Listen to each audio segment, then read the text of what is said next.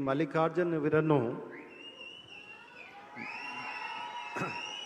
ನೂತನ ಸಚಿವರಾಗಿ ಅಧಿಕಾರ ಪದ ಮತ್ತು ಗೌಪ್ಯತಾ ಪ್ರಮಾಣ ವಚನವನ್ನು ಸ್ವೀಕರಿಸಲು ವೇದಿಕೆಗೆ ಆಹ್ವಾನಿಸುತ್ತೇನೆ.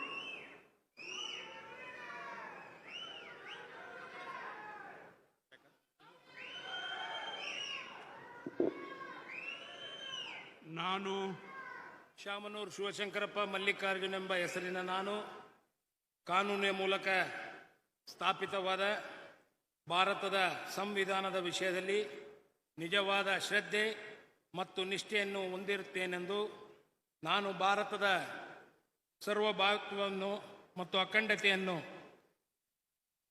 ಎತ್ತಿ ಹಿಡಿಯುತ್ತೇನೆಂದು ಮತ್ತು ಕರ್ನಾಟಕ ರಾಜ್ಯದ ಮಂತ್ರಿಯಾಗಿ ನನ್ನ ಕರ್ತವ್ಯಗಳನ್ನು ಶ್ರದ್ಧಾಪೂರ್ವಕವಾಗಿ ಮತ್ತು ಅಂತಃಕರಣಪೂರ್ವಕವಾಗಿ ನಿರ್ವಹಿಸುತ್ತೇನೆಂದು ಭಯ ಅಥವಾ ಪಕ್ಷಪಾತವಿಲ್ಲದೆ ರಾಗದ್ವೇಷವಿಲ್ಲದೆ ಎಲ್ಲ ಬಗೆಯ ಜನರಿಗೆ ಸಂವಿಧಾನಕ್ಕೆ ಮತ್ತು ಕಾನೂನಿಗೆ ಅನುಸಾರವಾಗಿ ನ್ಯಾಯವಾದುದನ್ನೇ ಮಾಡುತ್ತೇನೆಂದು ದೇವರ ಹೆಸರಿನಲ್ಲಿ ಪ್ರಮಾಣ ಮಾಡುತ್ತೇನೆ.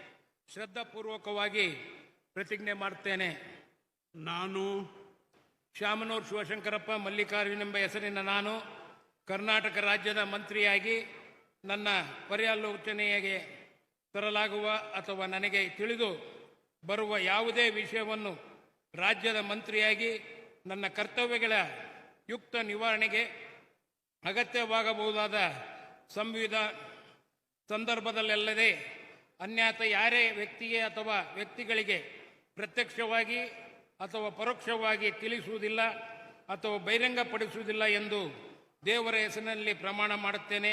ಶ್ರದ್ಧಾಪೂರ್ವಕವಾಗಿ ಪ್ರತಿಜ್ಞೆ ಮಾಡುತ್ತೇನೆ.